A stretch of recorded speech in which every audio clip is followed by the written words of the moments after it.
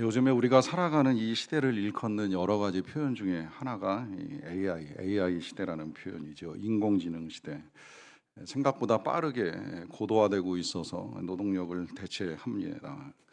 그래서 대체된 인력으로 인해서 뭐 실업이 늘어난다 하는 이야기도 있고, 금년에 대기업은 가을에 이 대량 채용 계획이 전혀 없다는 보도도 나왔습니다. 갈수록 청년들이 어려워지고 있지 않나 하는 생각을 합니다. 이런 이 AI 시대의 어려움뿐만이 아니라 이 AI 자체가 가지고 있는 이 윤리성 내지는 이제 양심과 감정의 문제도 늘 이걸 어떻게 받아들일까 하는 고민을 하게 되잖아요. 자율주행 차량을 우리 교회에도 이용하시는 분이 있다는 이야기를 들었는데, 이 자율주행 차량이 정말 위험한 순간에 사람이 할 수 있는 제3의 선택을 하지 못하고 누군가의 희생을 초래하게 만드는 이제 그런 결과가 있을 수도 있다라고 하는 보도도 오래전에 본 적이 있고요. 그리고 이 AI가 이제 무엇보다도 이 인간의 삶을 정말 완벽하게 대체할 수 있느냐라고 하는 점에 있어서 이 AI가 가지고 있는 이 감정 문제를 테스트하는 이야기도 본 적이 있는 것 같아요. 그래서 마음이 힘든 사람이 공감과 위로를 얻고자 할 때 이제 보통 이 사람에 따라서 이 T와 F를 구분하는 거 아시죠? 이성적 반응을 하느냐 아니면 이제 공감적 반응을 하느냐에 대한 질문을 똑같이 AI한테 이제 해본 결과를 본 적이 있는데요.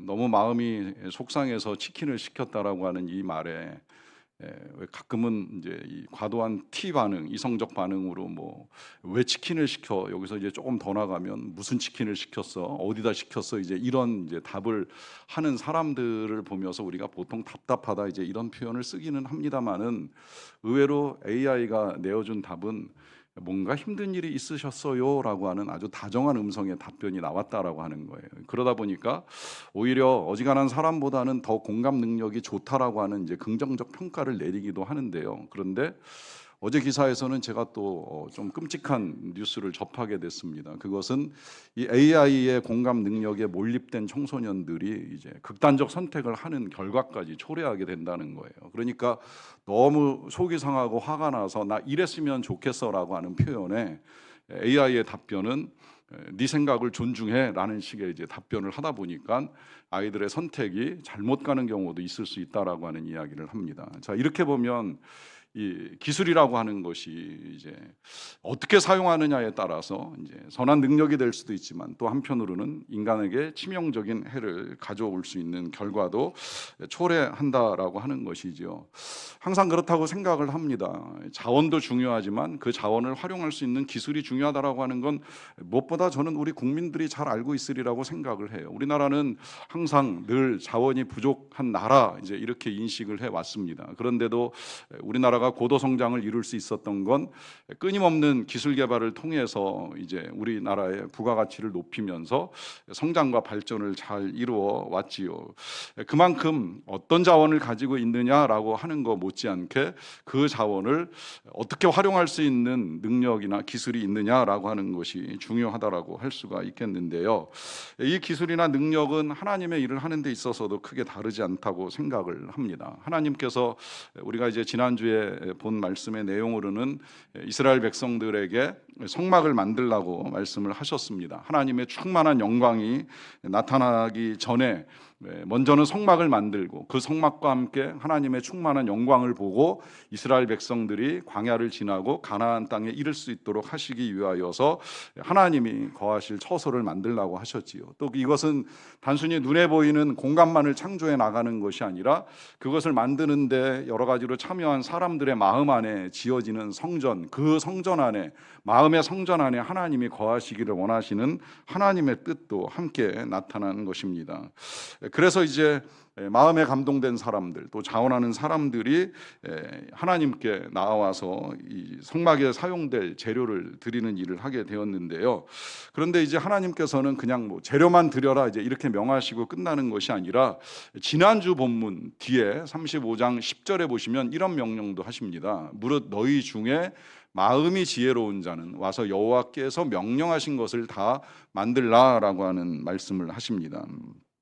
그러니까 마음이 지혜로운 자는 와서 만드는 일을 하라는 거예요. 요즘 말로 표현하면 재능 기부해서 성막을 짓는 일을 하라 하시는 거죠. 가진 은사와 능력에 따라서 하라 하는 명령을 하십니다. 이것은 이 성막을 만들어감에 있어서 보이는 물질만 필요한 것이 아니고 또 좋은 재료만 가지고 만드는 것이 아니라 그것을 가지고 만들고 또 섬기는 작업을 해야 한다라고 하는 것입니다. 아무리 재료가 좋아도 만드는 기술이 부족하면 아무것도 이루어질 수가 없는 것이지요. 그러니까 이제 드려진 것들을 가지고 하나님께서 명하신 대로 만들고 섬기는 일을 할 수 있어야 된다는 거예요. 늘 하나님의 일은 그렇게 진행이 되지요. 드리는 사람이 있고 드린 걸 가지고 활용하고 만들어가는 사람들이 있습니다. 우리 선교 돌아보면 선교를 위해서 이번에도 우리 교우들이 정말 많은 헌금을 했어요. 매번 그럴 때마다 참 우리 교회 감사하고 대단하다라고 하는 생각을 하는 거예요. 한 번씩 선교팀을 보낼 때마다 온 교우들이 크든지 작든지 정성을 모아서 선교에 보내는 양이 생각보다 적지 않아요. 그런데 이제 그것을 그렇게 물질로 드리는 사람만 있는 것이 아니라 그것을 가지고 가서 활용할 것들을 여기서 만들고 또 가서 만들고 해서 선교지와 선교지 영혼들 그리고 선교사님들을 섬겨 드리는 이 사람들이 또 있음으로 말미암아 이제 선교가 아름답게 완성이 되면서 하나님이 영광을 받으시고 또 우리에게 풍성한 은혜를 내려 주십니다. 이렇게 이제 하나님의 일은 물질로 드리는 사람과 또 몸으로 섬기는 사람들에 의해서 아름답게 이루어진다고 볼 수가 있는데요. 그런 면에서 보면 우리의 예배는 이 한 시간 드리는 것이나 또 이 시간에 드리는 예물로 끝나는 것이 아니라는 거예요. 이 예배가 끝나고 나면 이후에 우리가 살아가는 모든 삶, 특별히 공동체를 섬기는 것부터 세상에서 이웃과 일터를 섬기는 이 모든 서비스가 결국은 또 하나의 예배로 하나님께서 받으시는 아름다운 섬김이 된다는 의미입니다. 이 말씀에 따라서 이제 이스라엘 백성들이 35장에 보시게 되면 이런 반응을 보여요. 마음에 슬기로운 모든 여인은 손수 실을 빼고 그 뺀 청색 자색 홍색 실과 가는 배실을 가져왔으며 마음의 감동을 받아 슬기로운 모든 여인은 염소털로 실을 뽑았다라고 합니다.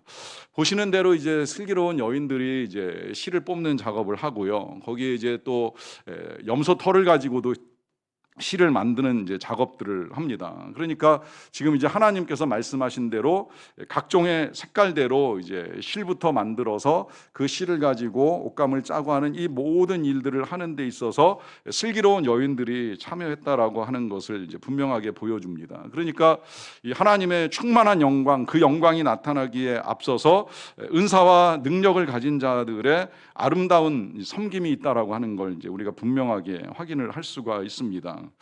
몽골 선교를 다녀온 다음에 인솔하셨던 지은영 목사님이 금요기도회 때 이 선교에서 겪으셨던 내용들을 가지고 이제 설교와 간증을 겸해서 이렇게 해주셨는데 그 가운데 우리 교역자들하고도 이제 따로 나눠주신 내용 중에 하나가 우리 교인들의 여러 가지 섬김이에요. 근데 그 섬김이 가끔은 이제 즉흥적인 선교사님의 요구에 의해서 좀 당황스럽게 제시될 때가 있는데 급하게 그 교회에 모인 어린아이들을 위해서 음식을 만들어 달라. 뭐 하루는 떡볶이면 좋겠다. 뭐 하루는 김밥이면 좋겠다라고 하는데 이 음식을 만드는 거 다 아시겠지만 그냥 명해서 이루어질 일이 아니잖아요. 재료를 준비해야 되고 준비한 재료를 이제 가지고 작업을 해야 되는데 이게 또 화력이나 이제 도구 이런 모든 것들이 뒷받침이 되지 아니하면 아무리 기술이 좋아도 능력을 발휘하는 게 쉬운 일은 아니잖아요. 그런데 그런 이제 요청이 있을 때에 그야말로 우리 교회 슬기로운 여인들, 권사님, 집사님, 거기에 이제 보조 남자 집사님까지 껴가지고 바로 그 명하신 걸 1시간 내로 만들어내서 그 선교지에 왔던 어린이들이 가져가거나 먹거나 하는 일에 어려움이 없도록 하는 이런 이제 기술을 발휘해 주셨다라고 하는데 이게 참 되게 아름답고 하나님께 영광이 된다라고 하는 생각이 드는 거예요. 이렇게 이제 아름다운 섬김 가운데에 성막이 만들어지는 것인데요. 이 성막이 만들어져 가는 이 과정들을 이제 우리가 읽어나가는 본문 속에 보시면 중간중간에 어떤 것들이 만들어지는지가 이제 들어 있어요. 그걸 제가 이 시간에 이제 다 읽을 수가 없으니까 한 장에서 이제 한 부분만 잘라 가지고 본문으로 읽었는데 실은 우리가 지난주부터 적어도 이 9월 한 달 동안에는 이제 한 장씩 읽어 나가는 거예요. 읽어 나가는데 다 읽지 않는 이유는 그 내용들이 이제 성막이 어떻게 만들어졌나 하는 것에 대한 내용인데, 사실은 이 내용이 출애굽기 전체의 약 절반 정도를 차지할 만큼 굉장히 중요한 내용입니다. 근데 이게 아무리 중요해도 우리가 읽다 보면 도대체 어떻게 만들어진 거야, 뭐 아시는 분도 계시지만 전혀 머릿속에 그림이 안 그려지시는 분들도 있을 수 있을 것 같아가지고, 기왕에 이제 우리가 출애굽기를 다 읽어가는 마당에 오늘부터는 몇 주 동안 성막이 어떻게 만들어져 가는가라고 하는 것을 그림과 함께 보면서 이제 우리가 말씀을 읽어 나갔으면 하는 생각을 가지고 있는데요. 그래서 그림을 보시게 되면 성막 전체적인 개관은 이런 모양을 하고 있습니다. 이것이 이제 성막이 가지고 있는 울타리인데, 이 울타리 안에 성막이 세워집니다. 보여주시죠. 예. 계속 보여주세요. 요거는 지금 성막의 이제 문이고요. 여기에 이제 그 문을 통과해서 들어가면 번제단과 물두멍이 있고, 물두멍을 통과해서 들어가게 되면 하나님이 명하신 성소가 이제 저렇게 자리를 잡고 있습니다. 요걸 평면도로 다시 보시게 되면 이제 이런 그림으로 이제 보실 수가 있는데요. 넘어가서 보여주시죠. 보시면 이 성막은 동쪽으로 들어갑니다. 그러니까 오른쪽에서 왼쪽으로 들어간다고 이렇게 생각을 하시면 되는데, 그 성막을 주변으로 해서 12지파가 하나님의 명령하신 대로 자리를 잡게 되어 있고, 그래서 동쪽 문으로 들어가게 되면 다 보여주세요. 평면도 전체를 번제단을 거쳐서 물두멍까지. 근데 사실은 보통 이제 이스라엘 백성들은 번제단까지만 출입이 가능하고, 여기 이후로는 제사장들만 들어갈 수 있고, 제사장들 중에도 성소 안에 들어가면 그 향단을 지나서 법궤가 있는 자리에까지 들어갈 수 있는 사람은 대제사장 한 명뿐입니다. 그래서 1년에 한 차례 그것도 대제사장이 들어가는 공간이 지성소로 만들어져 있고, 그 앞부분을 성소라고 표현을 하면서 이런 형태의 이제 성막을 구성을 하는데, 오늘 우리가 읽어나가는 36장에서는 이제 그 가운데서 성막을 어떻게 만드느냐라고 하는 이 명령에 따라 만들어진 성막의 모양을 보시게 되면 다음 그림으로 이렇게 만들어지는 걸 볼 수가 있습니다. 그 가운데 이제 제일 먼저 이제 오늘 이 휘장을 만들기 위해서 하나님께서 청색, 자색, 홍색 실과 이제 가는 배실로 이제 만들라고 명하시고, 이걸 슬기로운 여인들이 뽑아내는 작업을 한 것이고요. 이것이 성소와 지성소를 구분하고 있는 휘장이라고 하는 것인데, 그 안에 있는 그림은 우리에게는 그룹이라고 표현이 되어 있지만 그냥 천사를 상징하는 것이다, 이제 그렇게 이해를 하시면 됩니다. 넘어가시게 되면 이 휘장이 있는 곳이 있고, 그 다음에 이제 성소는 여러 가지 이제 덮개로 덮여 있는데, 이 덮개는 다음 그림에서 다시 설명을 할게요. 넘겨주세요. 그리고 널판은 이 덮개를 이제 지탱하고 있는 이제 벽체 같은 것이라고 생각을 하면 되고, 이 벽체가 여러 개의 나무로 만들어지긴 했지만 그 겉에를 이제 금으로 포장해서 만든 것이라고 보시면 됩니다. 넘어가면 이 벽체가 이렇게 이제 구성이 되어 있고, 말씀드린 대로 지성소와 성소로 나뉘는 그 중간에 휘장이 이 구분을 해주고 있습니다. 이 휘장을 다시 보시게 되면 다음 그림으로 보시게 되면, 이것은 법궤가 있는 쪽에서 이제 이 널판을 치운 상황이라고 보시면 되는데, 1년에 한번 저렇게 대제사장이 들어가서 법궤 앞에서 하나님을 만나고 이제 나오는 일을 하게 됩니다. 그만큼 하나님을 만나는 일이 쉽지 아니한다는 것을 이제 우리에게 알려주는 내용인데요. 그런데 이제 저 휘장이 우리 예수 그리스도께서 그 십자가에 달려 돌아가실 때 다음 그림으로 보시게 되면 찢어지는 역사가 나타나게 되죠. 위로부터 아래까지 찢어지게 됩니다. 그리고 여기서 이제 조금 보고 넘어가셔야 될 건, 휘장의 그 성소의 벽면이 금으로 도금이 되어 있다고 말씀을 드렸잖아요. 그러니까 이 성소 다시 조금 이따 보시겠지만, 밖에서 보면 그냥 이렇게 금을 이 동물의 가죽으로 덮여 있는 초라한 모습을 하고 있는데, 안에는 화려한 금과 또 예쁜 문양으로 이제 수놓은 영광스러운 모습을 하고 있다는 걸 볼 수가 있고요.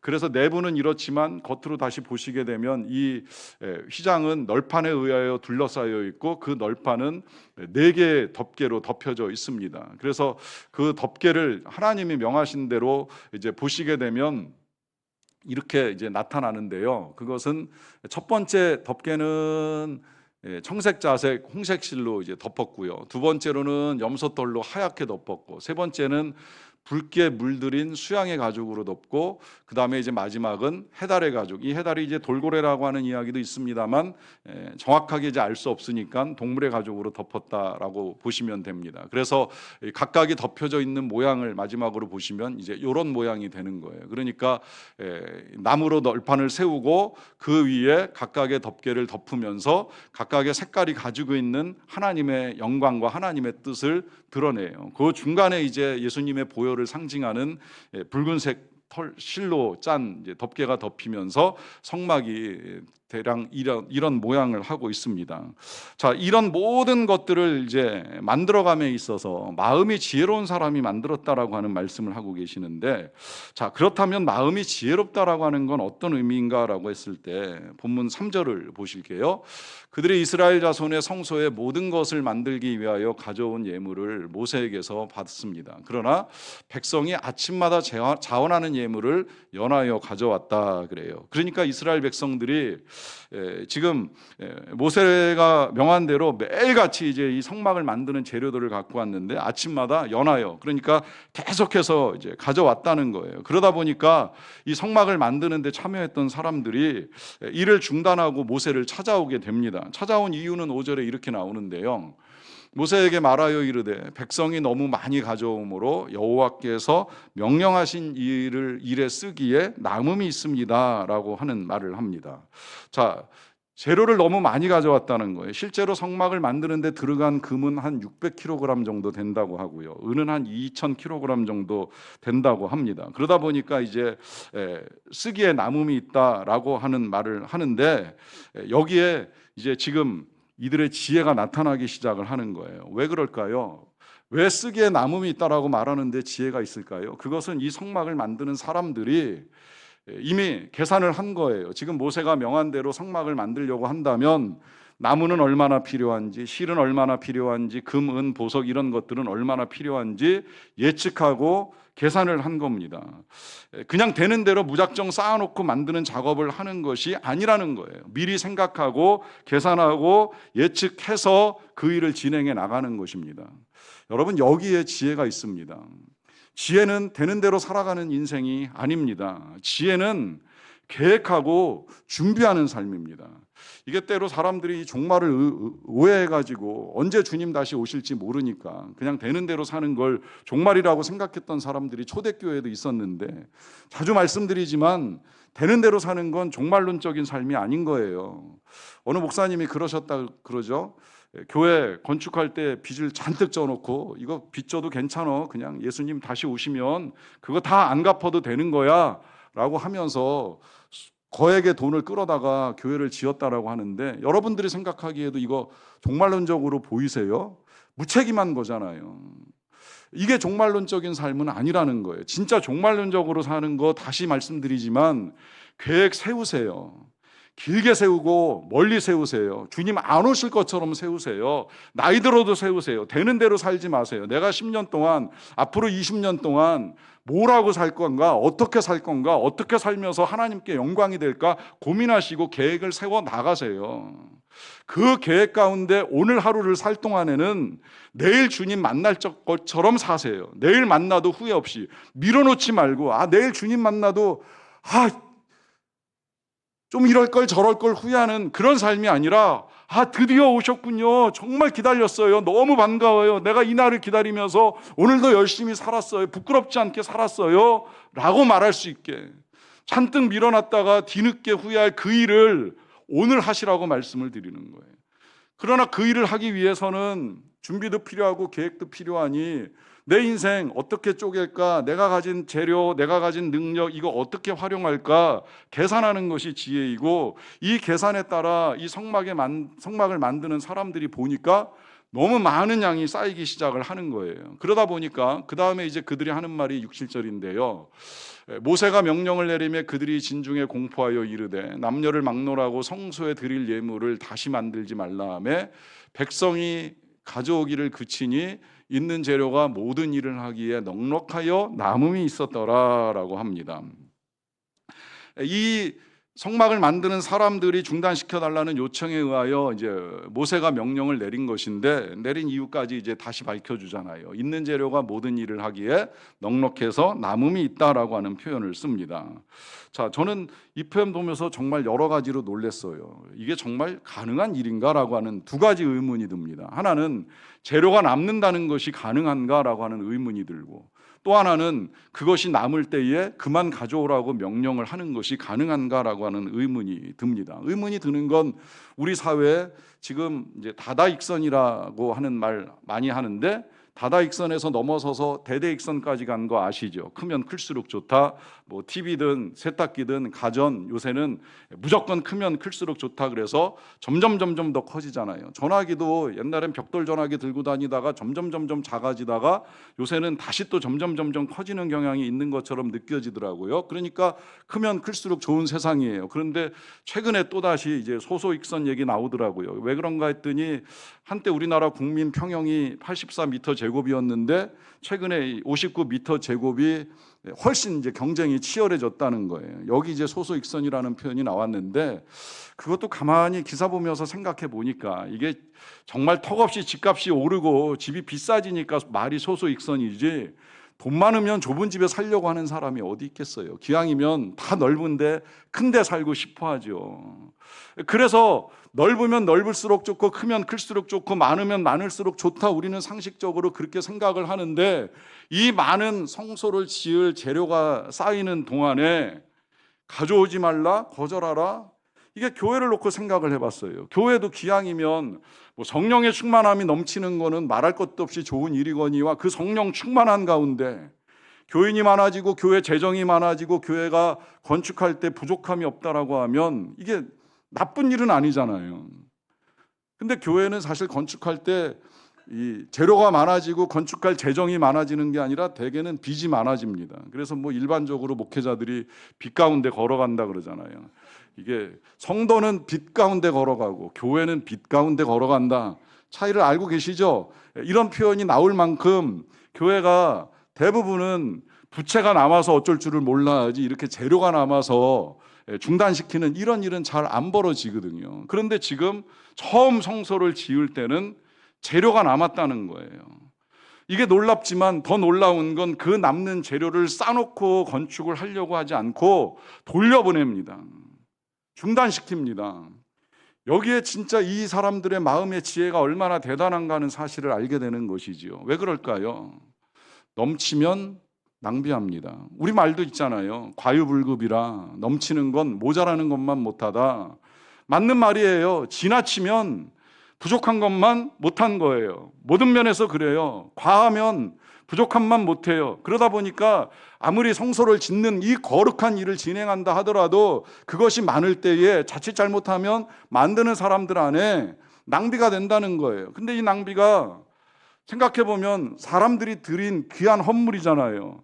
그거 되는 대로 갖다 쓰다가 이거 아닌 것 같아, 잘못 만들었어, 내던져버리고 또 새로 시작하고 하는 이런 일들을 사전에 차단하기 위해서 절제하는 거예요. 여기에 지혜가 있는 거예요. 이건 저는 성소 건축뿐만이 아니라 일상의 지혜라고 생각해요. 요즘 우리 시대의 문제는 너무 남아서 문제인 거예요. 세상에 많은 것들이 남아돌다 보니까 물가가 떨어지는 부분도 있어요. 그러다 보니까 중국에서 들어오는 싼 거 무작위로 사들이면서 입어보고 버리고 써보고 버리고 하면서 온갖 환경 쓰레기 만들어내는 이 사회, 정말 어떻게 될 것인가 걱정스러운 거예요. 여러분, 싸다고 해서 무조건 소비할 일이 아닌 거예요. 그게 다 어리석음이 될 수밖에 없는 거예요.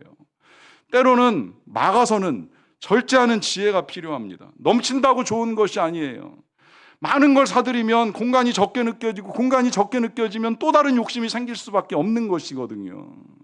그런 면에서 우리는 이 성소를 만드는 사람들에 의해서 마음의 지혜를 배워나가는 거예요. 그건 무조건 늘리려고만 할 일이 아니라 때로는 줄이는 지혜, 적은 재료를 가지고도 효율적으로 활용할 수 있는 그 마음이 지혜롭다라고 하는 것입니다. 자, 그러면 이거 이제 어떻게 얻을 것이냐라고 하는 것인데, 얻는 원리가 먼저 1절은 이렇게 우리에게 알려줍니다. 부살렐과 오홀리압과 및 마음이 지혜로운 사람 곧 여호와께서 지혜와 총명을 부으사 성소에 쓸 모든 일을 할 줄 알게 하신 자들은 모두 여호와께서 명령하신 대로 할 것이니라 그래요. 보시면 자, 이들이 지혜를 어떻게 얻어요? 이들이 지혜를 얻는 방식은 다른 원리가 아니라 여호와께서 그들에게 지혜와 총명을 부어주셨어요.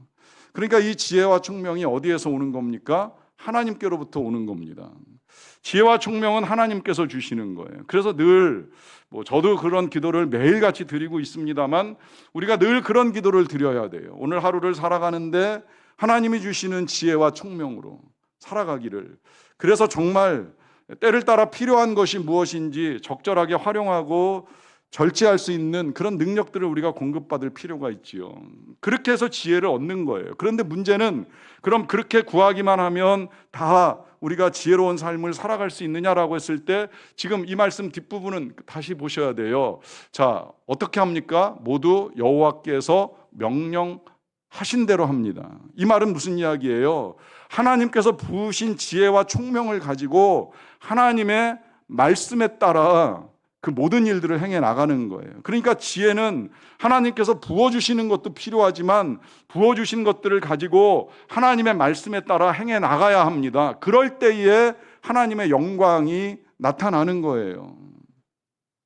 아까 제가 소개해드린 선교지에서 우리 지목사님이 간증하셨던 그 음식을 만드는 그 작업이 진행될 때 감사했던 것은 그 요청, 정말 느닷없이 선교사님이 이런 거 저런 거 만들어 주세요라고 하는 당황스러운 요청에 제가 처음에 선교를 떠날 때 부탁드린 것처럼 우리 팀원들이 순종을 아주 잘해 주셨는데 그 순종하는 모습, 짧은 시간에 그 많은 것들을 만들어내는 그 명령에 해볼게요, 걱정 마세요라고 하는 이 순종이 목사님을 감동시켜서 목사님이 그 성도님을 닮고 싶다고 고백할 정도의 일이 이루어졌는데 여기에 이제 지혜의 능력이 분명하게 나타나는 거예요.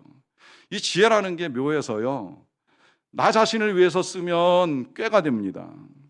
나쁜 일에 쓰면 영악함이 되잖아요. 그런데 이걸 하나님의 말씀 따라 쓰게 되면 하나님의 영광이 나타나고 그 영광이 나타날 때 많은 사람들에게 은혜와 도전을 주는 사건이 되는 거예요. 그러니까 지혜를 받는 것보다 중요한 건 그 지혜를 가지고 어디에 쓰느냐, 무엇에 쓰느냐, 하나님의 말씀 따라 순종하느냐, 내 뜻을 이루어가는데 사용하느냐, 결과는 달라집니다. 그러다 보니까 2절에서 다시 한번 이렇게도 말씀하세요. 모세가 부살날과 오홀리압과 및 마음이 지혜로운 사람, 곧 그 마음에 여호와께로부터 지혜를 얻고 와서 그 일을 하려고 마음에 원하는 모든 자를 부릅니다. 자, 오늘 뭔가 지난주와 유사한 모습을 발견하게 되지요. 그것은 지혜를 얻는 것에서 끝나는 것이 아니라 그 지혜를 얻은 사람 중에도 마음에 원하는 자를 부릅니다. 우리 지난주에도 봤잖아요. 여러 가지 재료가 필요한데 그 재료를 드리는 원리는 뭐예요? 마음에 원하는 대로 드리는 거예요. 자원하는 마음으로 드리는 거예요. 마음에 감동받은 대로 드리는 거예요. 마찬가지로 은사와 능력, 기술 그 어떤 것이라고 할지라도 드리는 원리는 다르지 않다는 거예요. 자원해서 드려야 된다는 거예요. 기쁜 마음으로 드려야 된다는 거예요. 제가 지난주에 토요일 날 간담회 이후에도 되게 감사한 소식을 또 전해 들었어요. 우리가 이 그로잉 EOE 이제 하기 위해서 학부모 간담회를 하는데 거기 감사하게도 뭐 학부모님들이 거의 전원 참석을 하셨다는 말씀도 되게 감사했고, 그리고 그날 간담회에서 이제 말씀을 듣는 중에 학부모 중에 3분이 이 그로잉 EOE 교사로 자원하셨다는 말씀도 들었어요. 그래서 정말 감사하더라고요. 누가 강요하지 않고 부탁하지 않았음에도 불구하고 제가 다음 세대에 우리 자녀들을 섬기겠습니다라고 손들고 교사로 섬겨주시겠다라고 하는 이 말씀 들을 때 저는 그 말씀 들으면서 역시 우리 교회 미래가 있다, 앞으로도 우리 교회 잘 될 것 같다라고 하는 생각을 합니다. 왜냐하면 자원해서 다음 세대를 향한 헌신이 있기 때문이에요. 이걸 자꾸 억지로 하려고 하다 보면 어떤 기대와 소망을 가지고 우리가 다음 세대를 세워나가겠습니까? 여러분, 힘들어도 자원해야 돼요. 우리에게 주신 은사, 크든지 작든지 하나님께 드릴 수 있어야 돼요. 능력이 없어서 못한다? 제 앞에서 그 말씀 하지 마세요. 능력이 없기로 따지면 제가 제일 부족한 사람, 일일이 열거하기가 창피할 정도로 많아서 말씀은 못 드리겠지만 전 정말 부족하다는 사실을 알고 있어요. 그런데 제가 감사하게도 어렸을 때 배운 게 한 가지가 있어요. 능력은 순종할 때 하나님이 주신다. 그래서 그 능력 받으면 그 능력만큼만 하면 되는 거예요. 무슨 대단한 능력을 가지고 하나님 나라 일을 한다고 생각하지 마세요. 뭐 나중에 때 봐서 할게요. 기회 봐서 할게요. 능력 주시면 할게요. 5만 가지 핑계 다 필요 없습니다. 지금 언제 주님 오실지 모르는 이때에 지금 하나님이 부르신 대로 크든지 작든지 우리 걸 드리는 거예요. 내 능력을 드리는 거예요. 그때 하나님이 쓰시고 하나님 영광 나타납니다. 그 충만한 영광을 볼 수 있는 저와 여러분들이 되시기를 축원합니다.